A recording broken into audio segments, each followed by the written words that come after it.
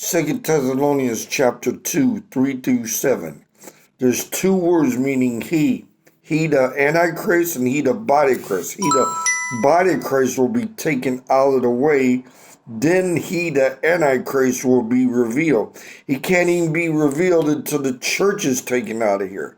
The word apostate means divorced from the earth because of sin.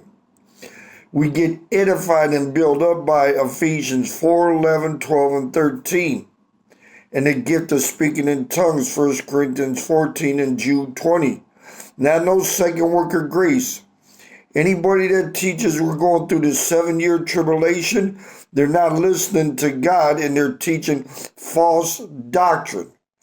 Don't accept these prophets' teachings that say you're going through the 7-year tribulation.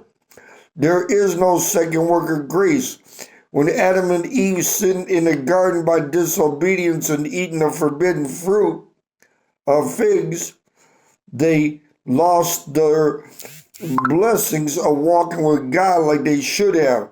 They put a curse on themselves. That's why people get sick today.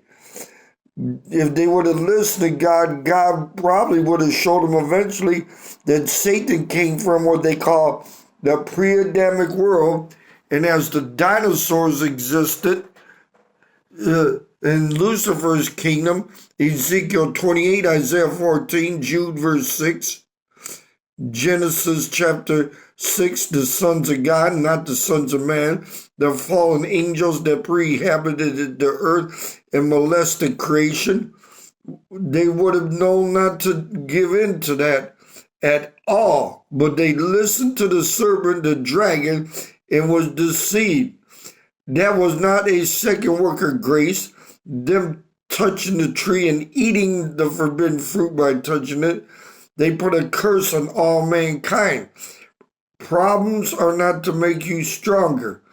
Walking in God's love overcomes evil is true, 1 Corinthians 13. James chapter 1, 12 through 14 is not a blessing for the earth to go through 7-year tribulation. It's going to be a horrifying experience. And all these so-called apostles and prophets that's even upset at me today on websites and in reality in the streets or churches, there's blood on their hands because they're making people hate God and turn from his agape love and say you got to go through 7-year tribulation of beaten exile, worse than a Holocaust, worse than Hitler, worse than Jim Jones, worse than 9/11, to make you see that you will really serve God. Yes, people went through trials and tribulations before, like Job and Paul's thorn, which was all the problems he went through. Not because he had some eye disease and full of pride. It's true he stood strong and came against things that tried to make him prideful.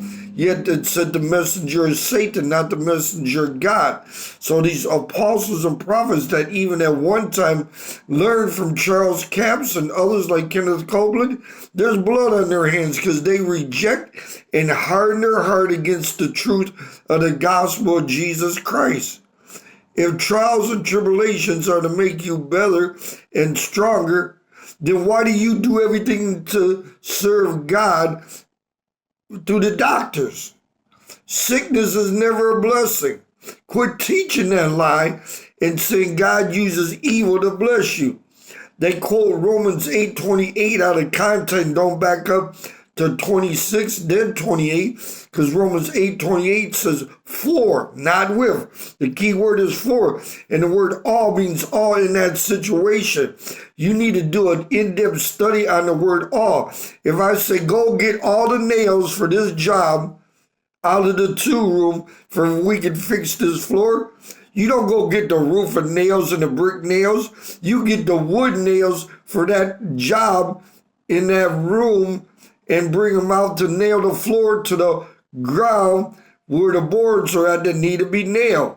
All the right nails, not the roofing nails, not the brick nails. If you don't understand there's a difference between all the right twos, something's wrong with you upstairs. You're a little loco. I love you and I forgive you.